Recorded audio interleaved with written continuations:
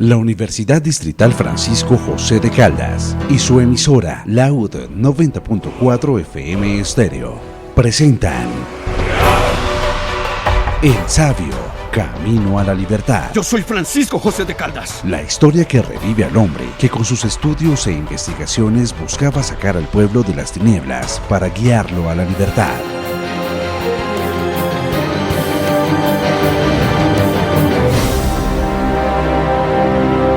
En el episodio anterior de El Sabio, Camino a la Libertad. Era el segundo hogar de El Sabio en Bogotá. Según se registra, es el primer observatorio construido en toda la América. Su papá lo está esperando, mijo. Todos llevamos días esperándolo. Yo también contaba los días para llegar, madre. ¿De dónde ha escuchado todas esas ideas? Papá, he leído libros. En los cafés, la gente se reunía a discutir e intercambiar ideas. Varias personas instruidas, sabiendo el cambio político de España en Europa, proclamaban provincias algo independientes, que si bien aceptaban al rey de España, se gobernaban con un cabildo elegido democráticamente entre las familias pudientes del país. Dentro de este circuito se encontraban personas como Camilo Torres, abogado y político, Antonio Nariño, humanista, periodista, traductor de textos y promotor de la libertad. Estas personas se reunían en cafés y algunas casas donde se hacían tertulias. Una muy conocida era El Buen Gusto, conducida por María Manuela Santamaría, gran sabia del momento. En estas reuniones se tejían los cambios políticos y sociales del momento. Camilo Torres entra a la tertulia y la primera en saludarlo es doña María Manuela Santamaría, la anfitriona del lugar. En una esquina se encuentra Antonio Nariño conversando con unos amigos. Joaquín Camacho se acerca a saludar a Camilo Torres. Buenas tardes, don Camilo. Buenas tardes. En confianza, don Joaquín. Me comentaron que don Antonio tuvo un pequeño problema por la traducción del francés al español de la Declaración de los Derechos del Hombre. Hubo varios allanamientos, sin consecuencias. Estuvieron en mi biblioteca. Se llevaron todos mis libros en francés para ser enviados y revisados por la Santa Inquisición. No temo consecuencia alguna, pero cuando supe lo de don Antonio, me preocupé. Ay, sí, los quemó. ¿Cómo? ¿Qué dice? Me sorprende. Sin duda es un trabajo valioso. Que esté prohibido por la ley es otra discusión, pero es un conocimiento necesario en todas las geografías. Don Antonio Nariño hizo esas traducciones, pero decidió quemarlas. Fue lo más sensato. Como usted acaba de decir, es ilegal. Es un texto ilegal, por consiguiente, genera muchos problemas. ¿Hay otras personas enteradas? ¿Cuántas copias alcanzaron a escaparse? No hay muchas copias, solo los de su círculo más cercano. De todas formas, ya la evidencia no existe.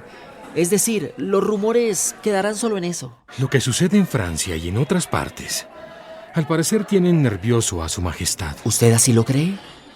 Eso parece. ¿Y lo que hizo don Antonio? Mi primo don Francisco de Caldas diría que fue un acto de genial locura. Así, el sabio contaba a su padre las cosas que había vivido y oído en Santa Fe. Entre las conversaciones, el padre pensaba sin decírselo a su hijo, que una dicha verdadera era poder ser un hombre y decir lo que piensa, yendo más allá de los lugares comunes que ofrece el discreto encanto de la hipocresía. El sabio dedica su tiempo a la investigación, a la ciencia, a los negocios familiares, y así lo vemos. Va caminando afanado y cargado de libros por la calle de la Ciudad Blanca. Se notan estragos de un terremoto, algunas nuevas construcciones. Empieza a toparse en la esquina con amigos y conocidos que lo saludan. ¿Para dónde va tan de afán, Francisco? Venga, tómese un hervido con nosotros o un vino, que eso sí nos acepta, ¿no? No, disculpe, debo leer todos estos libros. El sabio, preocupado por el ambiente, siempre observa. Su mirada sigue en las esquinas a los grupos de jóvenes de su edad, hidalgos, pelucones, que están reunidos conversando animadamente, tomándose un refresco, unos hervidos, jugando naipes, como perdiendo el tiempo. Dirían ahora parchando, como si nada que hacer. Pero en esos momentos no había celular, ni Facebook, pero las cartas sí se siguen practicando en momentos de ocio. y el sabio se encontró con una experta en cartas del momento. Oiga, joven. Ave María. Vea, usted quiere saber cuál va a ser su destino. Ay, venga pues, ¿para dónde va con tanto afán? Oiga, dígame, ¿y para qué son todos esos libros, pues? No, mi señora. Voy a estudiar. Debo leer estos libros, tomar apuntes y devolverlos. Pero muy interesante lo que me propone. Pero ahora no tengo tiempo. Celda de Caldas, Popayán. Retornamos a la celda de El Sabio. En los momentos en que no se sabe si la vida de uno será perdonada o no por un rey, siendo uno consciente que estuvo en contra de ese rey, aferrándose a rumores sobre el posible perdón de ese rey a quien lo reconociera nuevamente y pidiera perdón, el sabio tomaba su cabeza y pensaba. Recordaba cartas y momentos escritos en el pasado, como cuando casi lo atropella una carreta en Popayán al ir repasando su primera carta a una autoridad pública. Excelentísimo gobernador Diego Antonio Nieto. El corazón y el ánimo menos patriótico se llenan de sentimientos y de dolor al ver los gremios y lugares de producción desiertos, y las calles, los turcos, las garitas, etc., pobladas de jóvenes lozanos, cuyos brazos ociosos podrían ser de mucha utilidad a la República. El sabio va imbuido en la redacción de su carta. Pasa una calle sin ver. De repente, una carreta le frena en seco.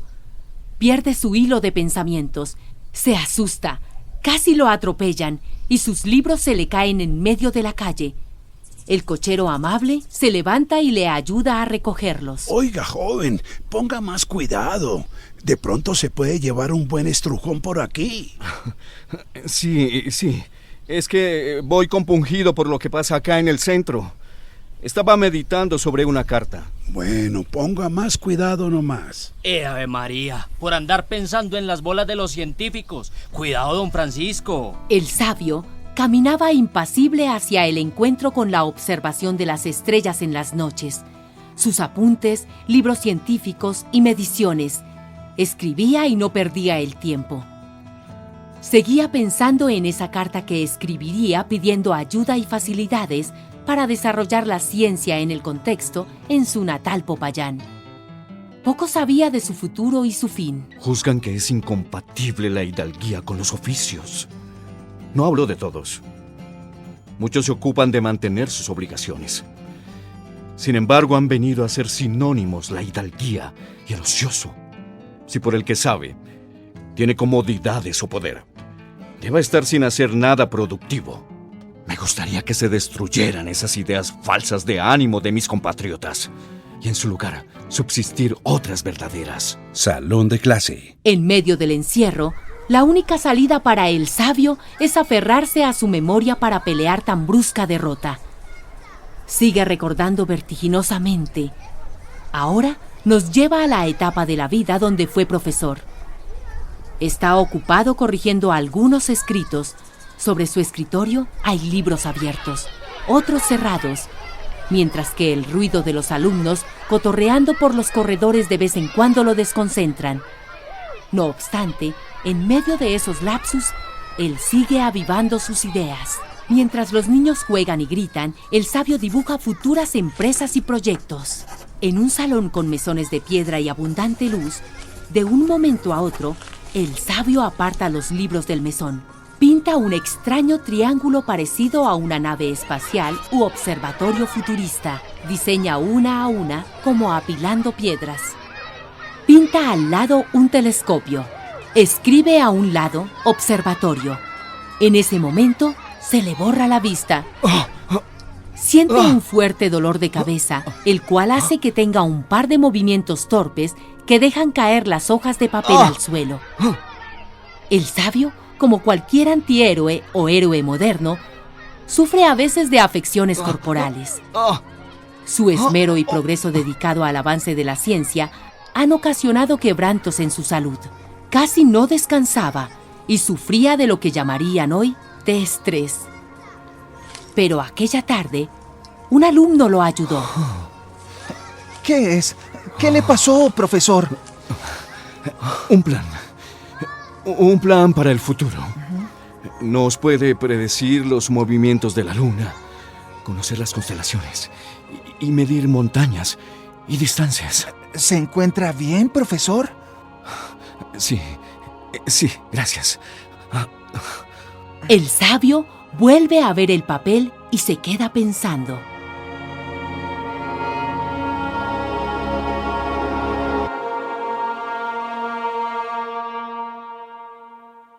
Calle de Santa Fe. El sabio, desde su celda, recuerda sus investigaciones. Pensaba en su primo Camilo Torres.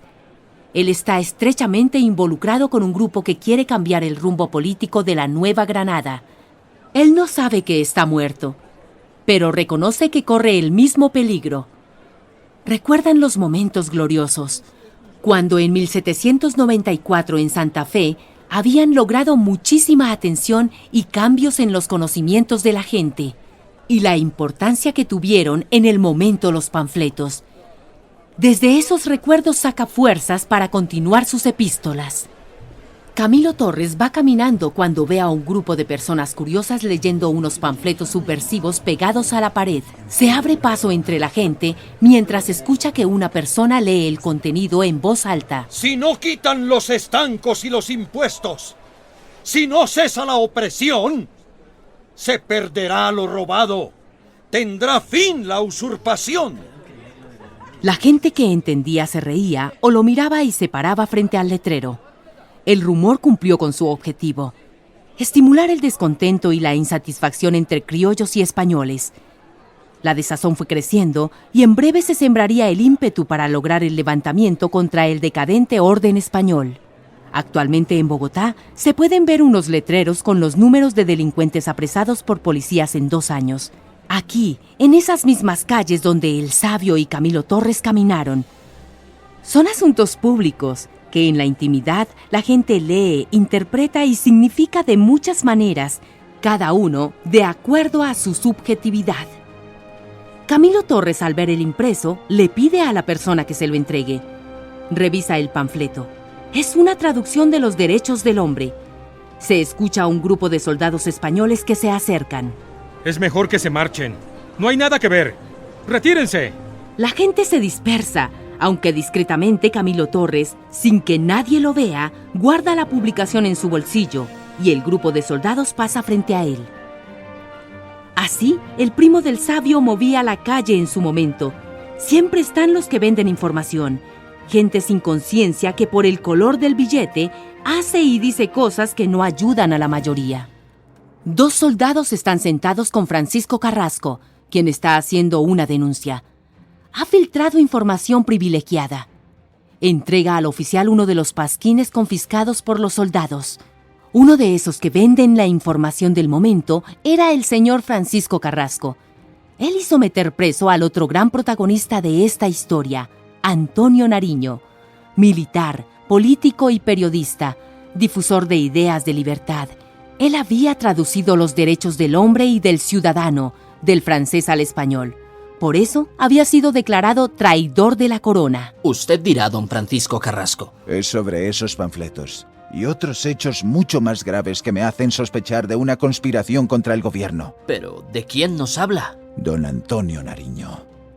Hace 8 meses estuve en su imprenta y tuve en mis manos una copia de los derechos del hombre. Documento radical y legal. Peligroso. Don Antonio lo tradujo para ser repartido de manera clandestina. Eso es traición al rey Fernando VII. ¿Y esto? No solamente los derechos circulaban por allí. Había otras iniciativas y panfletos que movían gente y se discutían en cafés y chicherías de las ciudades. Tanto en Popayán como en Bogotá, Cali, Cartagena, Santa Marta, Pasto y Tunja, se discutían y veían carteles, se tomaban posiciones y resguardaban algunas provisiones. Todas las tertulias eran confidenciales. Cada día se hacía más difícil encontrarse por la vigilancia permanente de los soldados de la corona. La ordenación de debates, torneos de rana, de cartas, resultaba cada vez más importante a fin de dar a la gente otras cosas en que pensar que no sea la miseria. Entonces, aquí don Francisco Carrasco afectó las ideas libertarias del movimiento, señalando, sapeando, como dicen un poco vulgarmente hoy en Bogotá. No dudaría que también estuviera involucrado. También puedo darles otros nombres. Casi todos frecuentan el Rosario. Masones, ateos, peligrosos serán. Gente que debe ser castigada. Los soldados se miran entre sí. Camilo Torres, primo de El Sabio, fue declarado enemigo y traidor del rey. La atmósfera era oscura y callada. Costaba comprender que 162,000 personas yacieran en silencio. Solo se escuchaba el sonido de sus pisadas. No se veía otro signo de vida, sino su propia sombra que se alargaba más y más, estrangulando el movimiento librepensador de la época. Casi siempre los cambios históricos los han hecho pocas personas. Unos que se arriesgan por lo que creen justo, gente como Camilo Torres, Antonio Nariño y El Sabio. Mi oficina fue requisada. Como no encontraron nada comprometedor, están investigando en otras partes. Se habla de una conspiración. Una acusación muy grave. José Antonio Ricaute, el abogado de la defensa de don Antonio Nariño, fue apresado. Don Antonio, en medio de los hechos, me ha pedido que me haga cargo de su defensa. Yo tuve que negarme, porque era comprometerse mucho. Mientras su primo saltaba los charcos de la siniestra persecución, al Sabio le tocaba enfrentarse con problemas de su cuerpo. Las enfermedades por su continuo trabajo y viajes entre varias presiones atmosféricas, al igual que las largas jornadas de pie frente al observatorio y contemplando el cielo y caminando. El médico espera con cara de preocupado al Sabio. Lo examina. Esto es en su joven adultez, con todas las cosas más o menos marchando. El Sabio reconfirma que su cuerpo lo aqueja. A ver, por favor, haga así. Otra vez. Saque la lengua.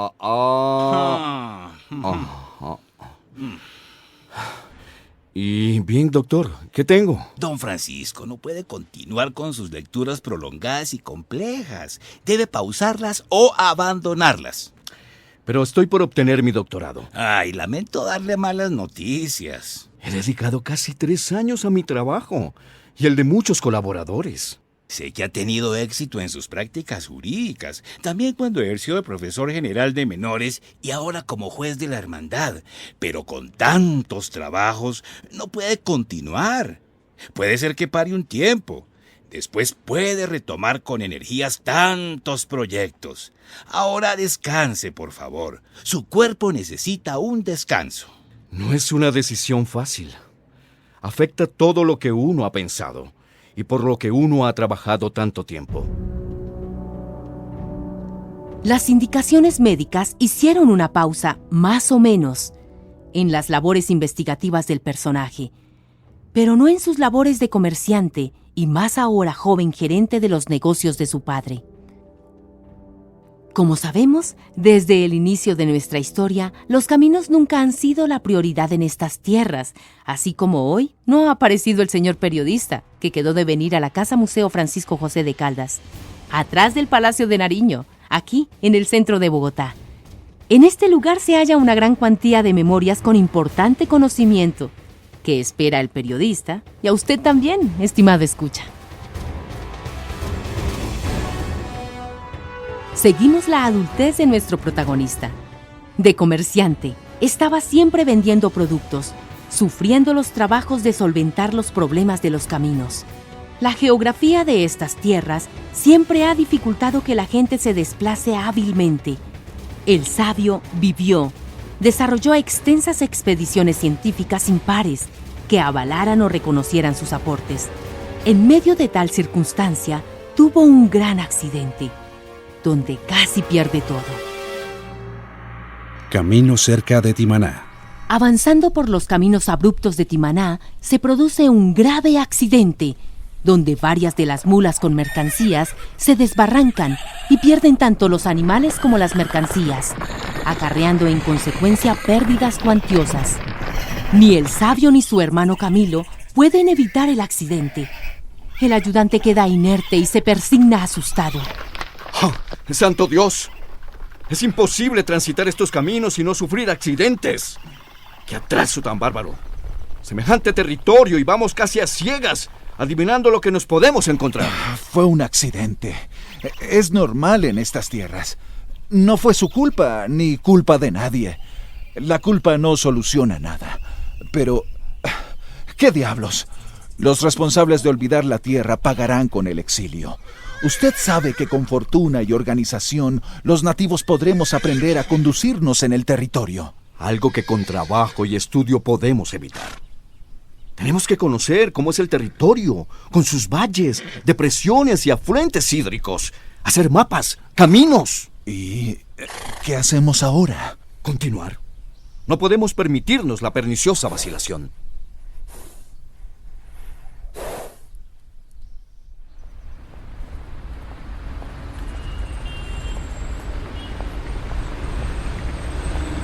Hasta la fecha, parece ser que el territorio sigue siendo un espectro de experimentación para los habitantes del mismo. Por aquí al fin llegó nuestro amigo periodista. ¡Atención! ¡Alerta! Amigos y amigas, oyentes eléctricos. Después de unos tranconcitos y uno que otro toquecito entre carros y motos por las diferentes carreras y calles de Bogotá, estamos hoy aquí, en esta casa museo del Sabio Caldas, donde seguiremos conociendo más sobre el personaje. Están invitadísimos, queridos oyentes. Pueden venir. Carrera octava número 687, atrás del Palacio de Nariño, donde vive hoy el presidente. Vemos algunos de los muebles y libros de El Sabio. Se percibe el aroma antiguo. En este lugar podemos conocer muchos de los avances científicos del Sabio. El recorrido dura 20 minutos y estará en las aplicaciones y apoyos transmedia de esta radionovela. Se pueden ver objetos de El Sabio, una réplica de los primeros fusiles de Colombia y las bases de las escuelas militares del país. Se ven mapas y otros avances de El Sabio. Aquí en un pasillo hay un libro de El Sabio, de un sueco, Linneo se llama. Mire, este señor lo llaman el padre de la botánica moderna. El Sabio conoció ese libro y con esa misma metodología empezó a reportar para la ciencia una gran cantidad de plantas desconocidas por el resto del mundo. Todo ese trabajo después redundaría en la expedición botánica, obviamente con el incondicional apoyo e interés de El Sabio José Celestino Mutis. Llegó el momento de la interactividad. Hemos escuchado sobre el vínculo de El Sabio y el gran científico global Alexander von Humboldt. Respondan por Twitter, por Facebook, digan lo que piensan. Mándennos por favor la dirección de la institución. Queremos seguir investigando. Ayúdenos por redes sociales. Cuéntenos ustedes qué piensan de El Sabio, cultivando la libertad.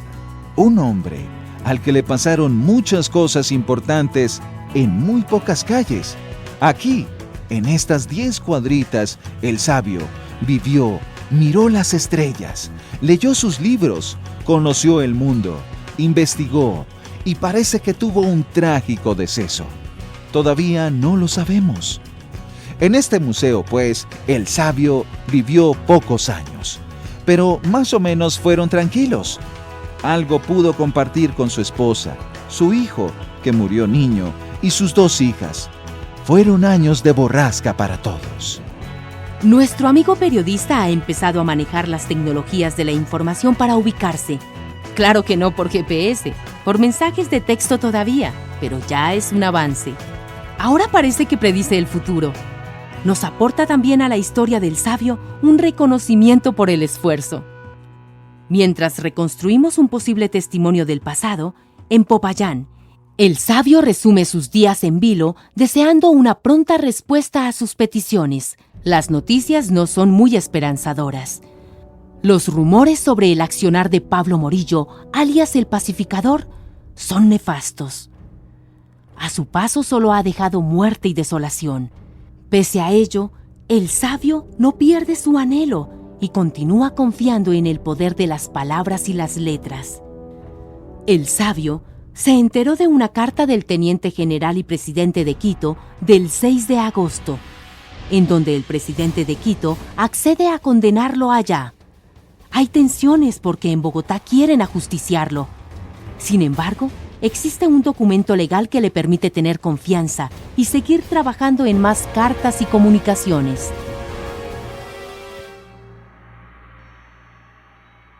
Celda de Caldas, Popayán. El silencio casi agónico de la celda era interrumpido por el sonido lejano de las campanas de la iglesia. Así continúa la relación, que parece de conocidos de toda la vida, entre el sabio y Pedro su carcelero. Pedro ya lee algunas cosas, y aunque con los recelos de su profesión, en ese tiempo no había tanto hacinamiento en las cárceles, o el sabio, de todas maneras por sus referencias, era tratado con deferencias. Pedro lo trataba igualmente, siempre juzgándolo. ¿Y entonces qué, hombre? ¿Usted cree que se lo van a llevar por allá pa' Quito? Ojalá sea pronto. Ya he estado por allá. Conocí destacados científicos, caminé, medí montañas, ayudé a algunos gobernantes y conozco gente allá. Defendí unas tierras de mi familia en un pleito legal, como abogado. Conozco el contexto. Si me dejan ir, puedo explicar mi proceder. ¿Ahora qué vamos a hacer, pues, hombre? Yo ya no tengo tiempo, yo tengo que irme.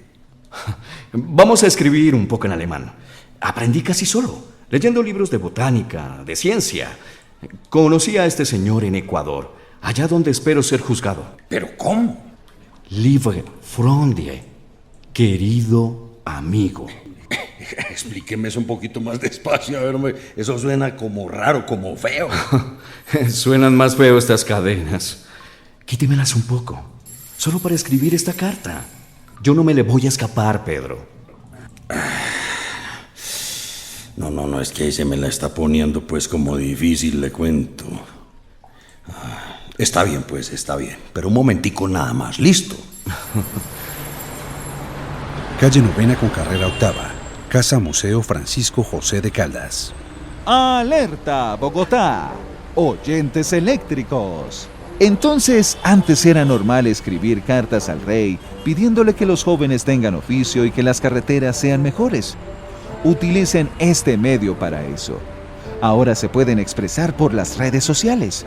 Dicen, aquí en la Casa Museo Francisco José de Caldas hemos visto los amigos de El Sabio. Algunas de sus cartas. Una que dice para von Humboldt. Ya nos han dicho dónde queda. Que hay una institución que lleva el nombre de ese sabio alemán. Queda por los cerros orientales, vía Choachí, por la avenida Circunvalar. Allá vamos, tras la pista de El Sabio Caldas. Y lo que pasó y pasará con su estatua, la historia se toma la calle. Muchas gracias por seguirnos. Acuérdense de nuestras redes sociales. Este sabio se ve que es un hombre polifacético. Su adolescencia, adultez y toda su vida parece de película. Perdón, de radionovela. Participen en las redes sociales.